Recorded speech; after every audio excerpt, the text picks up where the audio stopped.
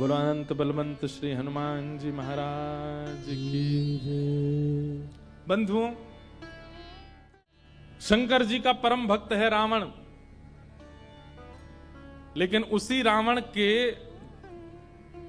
दुष्टता पर एक दिन शंकर जी बड़े चिंतित हो गए और शंकर जी ने मन में विचार किया कि भाई ये हमारा भक्त है, हम चाहते तो ऐसा है कि हमारी तीसरा नेत्र खुले और जल के भस्म हो जाए, पर गुरु को चाहिए अपने शिष्य को दंड तो दे लेकिन मृत्यु दंड ना दे। लेकिन ये काम ऐसे कर रहा है और ये आगे भी ऐसे कार्य करेगा कि इसको मृत्यु दंड ही मिलना चाहिए और मेरे द्वारा ही मिलना चाहिए, क्योंकि मेरे इष्ट राम को ही परेशान करेगा। तो क्या करें? तो शंकर जी का संकल्प हुआ कि इसके वध में कारण मैं बनूं। तो शंकर जी के मन में आया कि हम 11वें रुद्र श्री हनुमान के रूप में जाएंगे और हम ही कारणभूत बनेंगे इसके वध का। और एक पंथ दो काज होंगे, रावण का वध भी हो जाए, इष्ट श्री राम जी की मैं भक्ति भी करूंगा, सेवा भी करूंगा, उनसे प्रेम भी करूंगा। अभी तो मैं शिव स्वरूप में हूं, मुझे ईश्वर तत्व माना जाता है और मैं ईश्वर तत्व हूं भी। इस कारण से कई बार ऐसा होता है बंधुओं कि अगर शिव जी को राम जी का भक्त बता दो, शैव बड़े नाराज हो जाते हैं, हमारे शंकर जी बड़े हैं, आप उनको राम भक्त क्यों कह रहे हो। कई बार शंकर जी को कृष्ण भक्त बता दो तो शैव लोगों को बड़ी क्रोध आता है, बोले हमारे महादेव कोई कृष्ण के भक्त हैं। लेकिन वास्तवता यही है भैया, आप मानो चाहे मत मानो। आप मंदिर में जाकर के ओम नमः शिवाय कहते हैं महादेव के आगे, उनको प्रसन्नता होती होगी, लेकिन आप मंदिर में जाकर के राम राम राम राम कहते हैं तो महादेव अत्यंत प्रसन्न हो जाते हैं।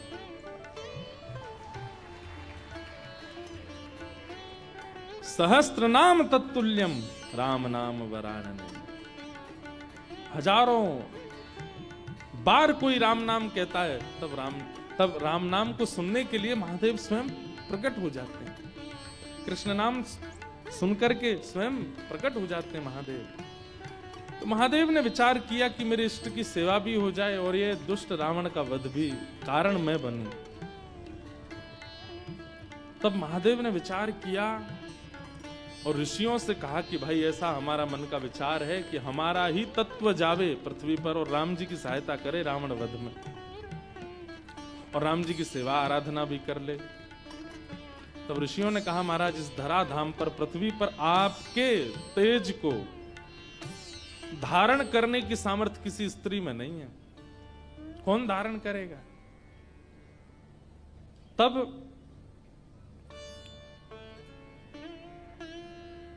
ब्रह्म लोक की एक अप्सरा थी, उनका नाम था कुंजस्थला।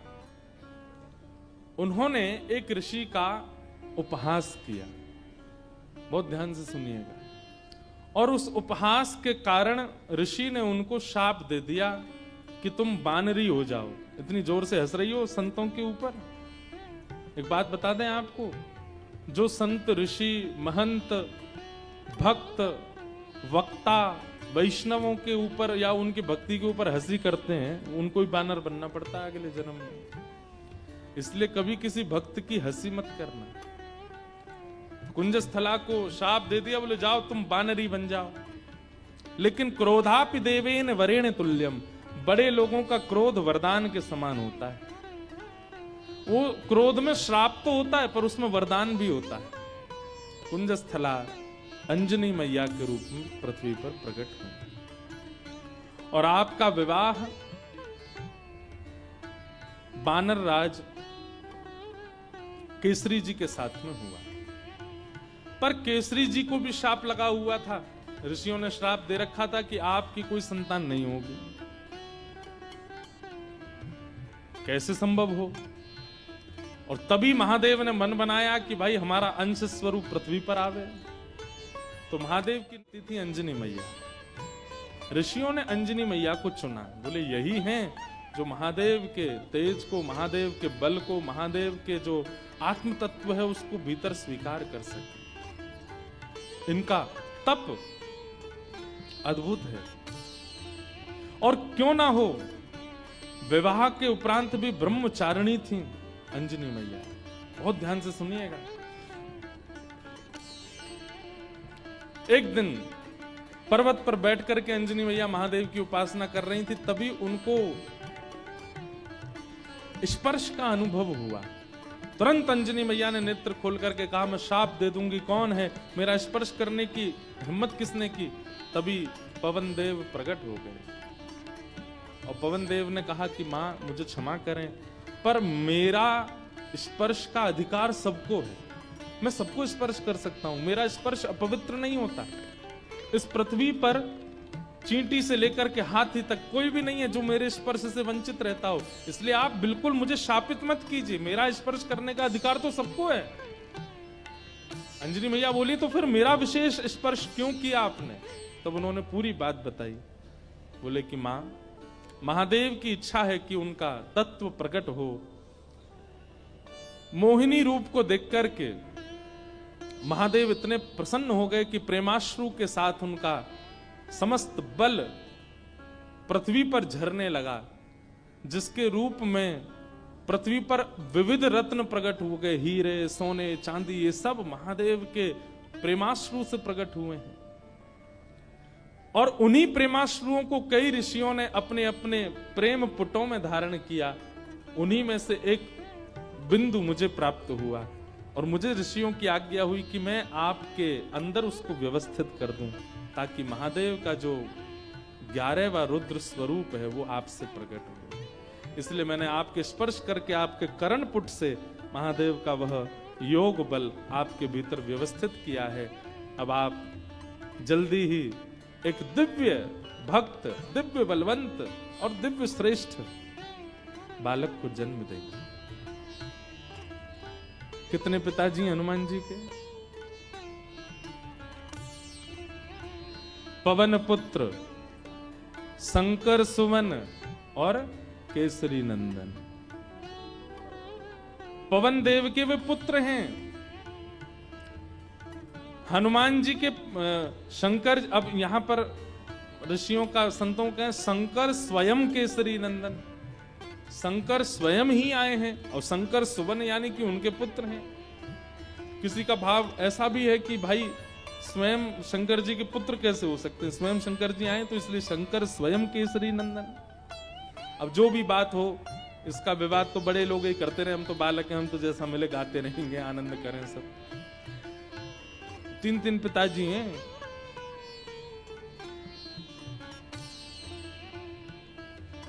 इस प्रकार आज ही के दिन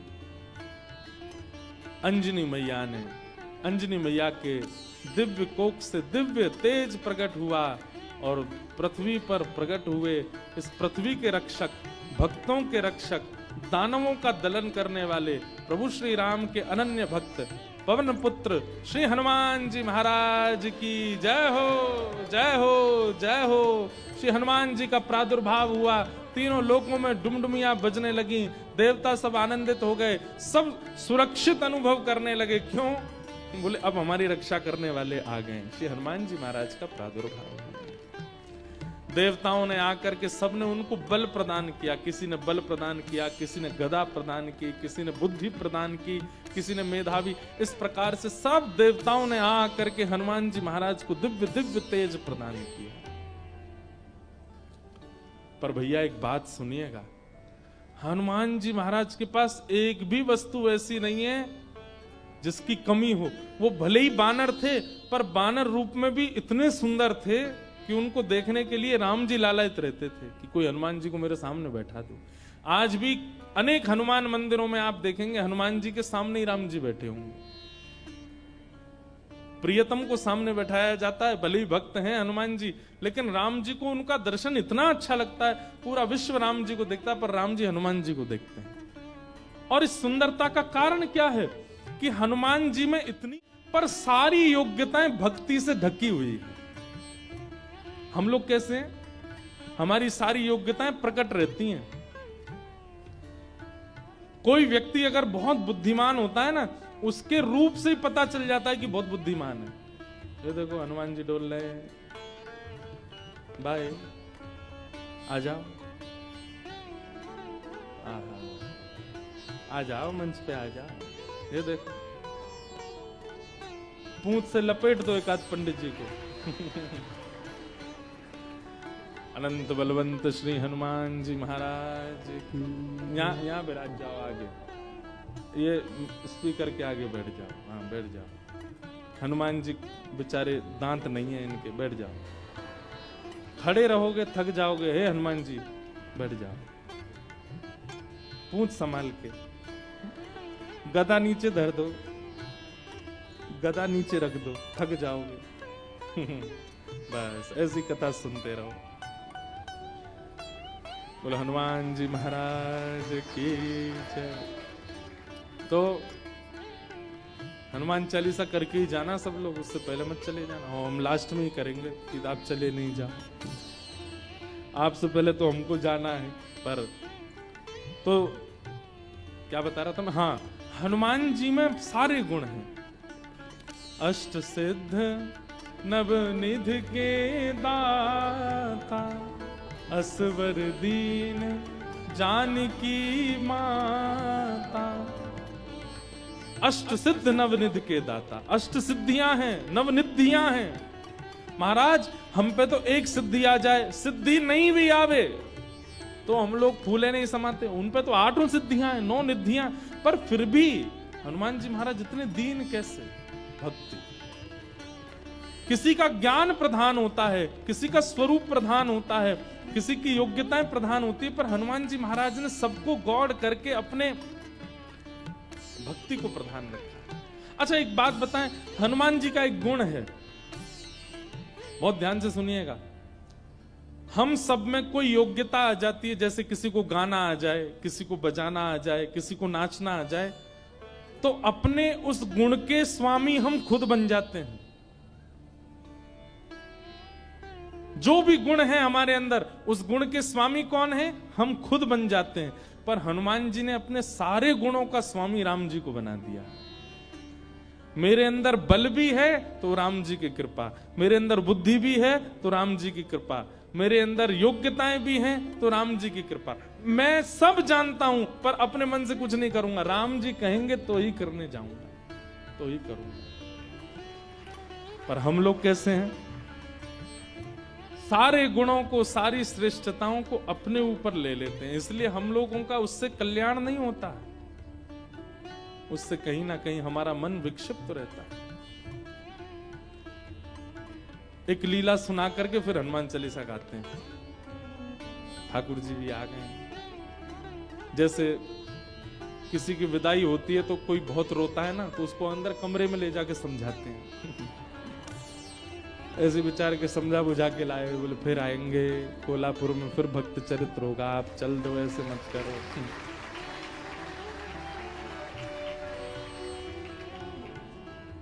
विरह बहुत ज्यादा है भैया, ने ऐसे लेटा के बैठे हो, इन्हें बोल दो कहीं फिर से कूद पड़े ऊपर से। तो एक लीला सुनिए सब लोग, इधर देखो, उसके बाद हम कथा विश्राम करेंगे। हनुमान जी लौट रहे थे लंका से, पुष्पक विमान में राम जी के साथ बैठे थे। तो राम जी जगह जगह दिखाते जा रहे थे जानकी जी को, पता है आपको यहाँ पे हमने ऐसा किया था, यहाँ पे हमारी बली को हमने, बाली को हमने बाण मारा था, इधर बैठ करके हम सब बानरों के साथ में हमने मीटिंग करी थी, यहाँ पर ये हुआ था। सारे स्थान दिखाते हुए जा रहे थे राम जी। तभी एक स्थान आया, उसको देख करके हनुमान जी के नेत्र सजल हो गए। राम जी बोले, हनुमान जी आप क्यों रो रहे हैं? हनुमान जी बोले, अब जो नीचे स्थान है ना, ये मेरी जन्मभूमि है, यहाँ मेरा जन्म हुआ है, और मैं अपनी मैया अंजनी मैया से बहुत वर्षों से मिला नहीं हूँ। मुझे सीता जी में ही अपनी माँ दिखती हैं, पर क्योंकि जन्म स्थान के ऊपर से जा रहे हैं तो मुझे याद आ गई माँ। राम जी बोले, इसी वक्त यहीं पर ही विमान रोको, नीचे चलो, तुम अपनी माँ से। नहीं नहीं भगवान लेट हो जाएंगे। बोले नहीं कोई देरी नहीं, हम भी मिलेंगे, हमारे हनुमान जी की माता जी का हम भी दर्शन करेंगे। हनुमान जी बोले, आप मिलेंगे मैया से? बोले हाँ मिलेंगे, चलो। और महाराज, अब कई लोग तो अलग अलग स्थान बताते हैं, पर एक प्रकार से श्री हनुमान जी महाराज महाराष्ट्र में जन्मे, नासिक के पास में श्री हनुमान जन्म स्थान है, ऐसा माना जाता है। सब लोग अलग अलग स्थान मानते हैं, पर हम नासिक में गत वर्ष 1 महीना थे, तो वहां हमको वहीं बताया गया कि यहीं पर ही श्री हनुमान जी महाराज का जन्म हुआ। दंडक वन, दंडकारन वन। और लगता भी है वहां स्थान पर, ऐसा प्रतीत भी होता है कि हनुमान जी यहीं जन्मे होंगे। तो वहां पहुंचे और सीता जी, राम जी, सब लोग गए तो देखा एक पर्वत के ऊपर नेत्र बंद करके बैठी अंजनी मैया। नेत्र खोल करके जैसे ही देखा तो सामने राम जी, जानकी जी, लक्ष्मण जी, सब वानरों की सेना और श्री हनुमान जी महाराज आ रहे। अंजनी मैया के नेत्र सजल हो गए, दंडवत प्रणाम किया, बोले वाह, ऐसा पुत्र पूरे विश्व की मैयाओं को मिले जो साक्षात भगवान को लेकर के आवे।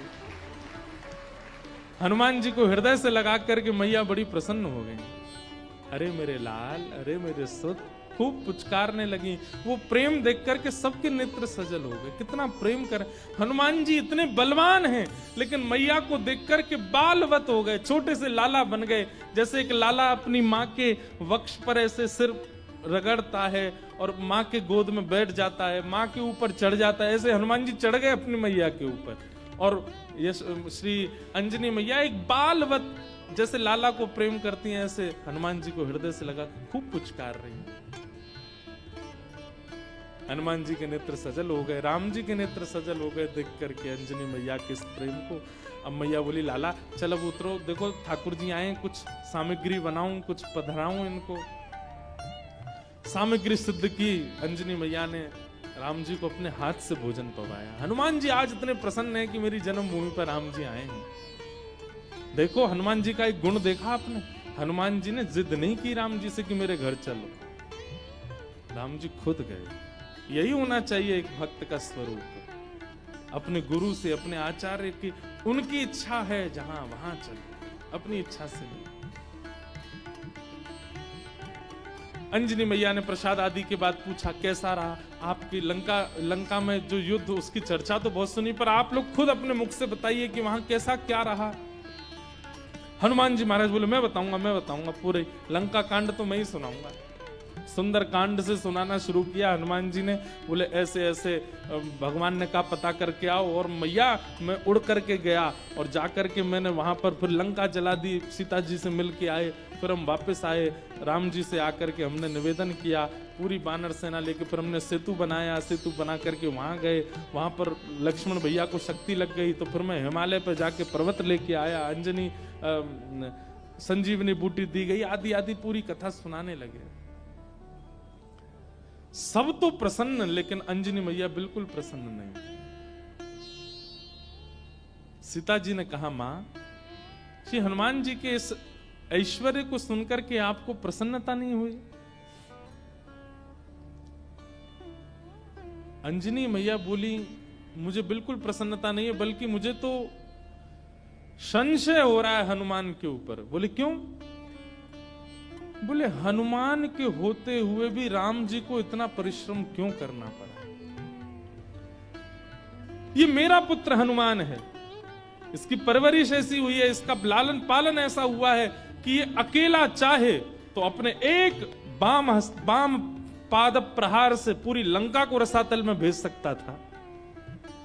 इसके रहते हुए सेतु बनाना पड़ा, लक्ष्मण भैया को शक्ति लगी, वैद्य बुलाने पड़े, इतने दिन तक युद्ध होता रहा, अहि रावण की यहाँ ठाकुर जी को जाकर के रहना पड़ा, और ना जाने क्या क्या। ये सब सुनकर के मेरा मन बहुत विचलित हो रहा है। मुझे लग रहा है कि हनुमान तुम्हारे रहते हुए राम जी को इतना श्रम करना क्यों पड़ा? अरे तुम्हारे लिए तो बाएं हाथ का खेल है, तुम जाकर के पूरी लंका का नष्ट करके रावण को रसातल में फेंक करके सीता जी को कंधे पे बैठा करके ले आते तुम। इतना श्रम करने की आवश्यकता ही नहीं थी, करना क्यों पड़ा? तो ये बात सुनकर के और तो किसी के मन में नहीं, पर लक्ष्मण जी के मन में थोड़ा सा आया कि मैया को कुछ ज्यादा ही बल का मान है कि बहुत ज्यादा बलवान है। अरे ठीक है, हनुमान जी हो गई लीला पूरी, अब इतना क्रोध क्यों कर रही है बेचारी उन पे? अंजनी मैया समझ गई, लक्ष्मण जी अभी समझ नहीं रहे कि मैं क्या कहना चाह रही हूं। तभी अंजनी मैया एक दूर पर्वत पर गई और वहां पर्वत पर जाकर के हनुमान जी को टकटकी लगा के देखने लगी।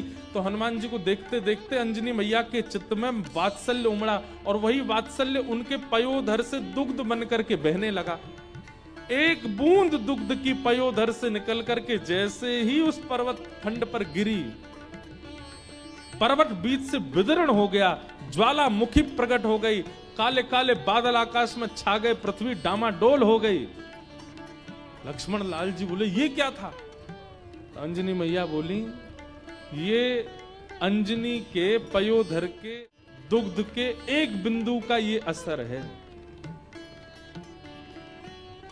जिस बिंदु को पृथ्वी और ये पर्वत नहीं सहन कर पाते, उस बिंदु उस दुग्ध में पला बड़ा है हनुमान। उसको अपने गर्भ में धारण किया हनुमान ने। अंजनी के दूध को गर्भ में धारण करने की सामर्थ्य किसी की नहीं है। जीवन पर्यंत विवाहिता होते हुए भी, बालक होते हुए भी ब्रह्मचारिणी है अंजनी मैया। उनके दुग्ध को पिया है हनुमान ने, और उसके रहते हुए, इतना बलवंत होते हुए भी ये सब करना पड़ा। तब अंत में राम जी उठे, बोले मैया आप हनुमान जी के बल पर किसी को संशय नहीं है, किसी को शक नहीं है, पर हनुमान जी में एक गुण है क्या कि वे अपने बल को अपना नहीं मानते, वो मेरा मानते। वे चाहे तो जाकर के रावण को मार सकते थे, लेकिन वहां भी चिंतन कर रहे थे राम की आज्ञा नहीं है मुझे। वे चाहते तो पूरी लंका को जला नहीं, रसातल में फेंक देते, उठा करके उखाड़ करके। हनुमान जी महाराज ने, एक कथा आती है कि रावण की सेना में चिरंजीवी सेना भी थी रावण की, मतलब उनको कोई मार ही नहीं सकता, उन्होंने अमृत पिया रखा था, वो मरेंगे ही नहीं, चाहे उनको सुदर्शन चक्र काट दे, चाहे उनको गदा से मार दिया जाए, उनकी मृत्यु नहीं हो सकती। जब वे अजर अमर योद्धा लड़ने के लिए हनुमान जी से आए तो हनुमान जी बोले क्या करें, ये मरने वाले तो है नहीं। तो हनुमान जी ने अपनी पूंछ पर लपेट करके इतनी वेग से उनको आकाश के ऊपर भेजा कि जहां गुरुत्वाकर्षण, पृथ्वी का गुरुत्वाकर्षण होता है ना, कोई भी चीज ऊपर फेंको नीचे गिरती है, तो कुछ समय बाद गुरुत्वाकर्षण खत्म हो जाता है। हनुमान जी ने उन सबरे चिरंजीवी योद्धाओं को अपनी पूंछ में लपेट करके इतनी जोर से ऊपर फेंका कि गुरुत्वाकर्षण की सीमा से ऊपर चले गए। आज तक आकाश में घूम रहे हैं वे लोग, लौट के नहीं आ पाए पृथ्वी पर। तो श्री हनुमान जी महाराज के बल में किसी को संशय नहीं है, पर राम जी कहते हैं तब प्रताप रघुनाथ, वो अपने प्रत्येक बल को मेरा प्रताप मानते हैं। मेरी आज्ञा नहीं थी रावण को मारने की, मेरी आज्ञा नहीं थी लंका को रसातल में फेंकने की। अगर आज्ञा होती तो ये सब करने की आवश्यकता नहीं थी। अकेला हनुमान जाकर के सब क्रिया कर सकता था, लेकिन आप सौभाग्यशाली हैं मैया, आपका लाला इतना बलवंत, इतना बुद्धिवंत, इतना योग्य होते हुए भी मेरे अधीन रहता है, अपने योग्यता को नहीं मानता है।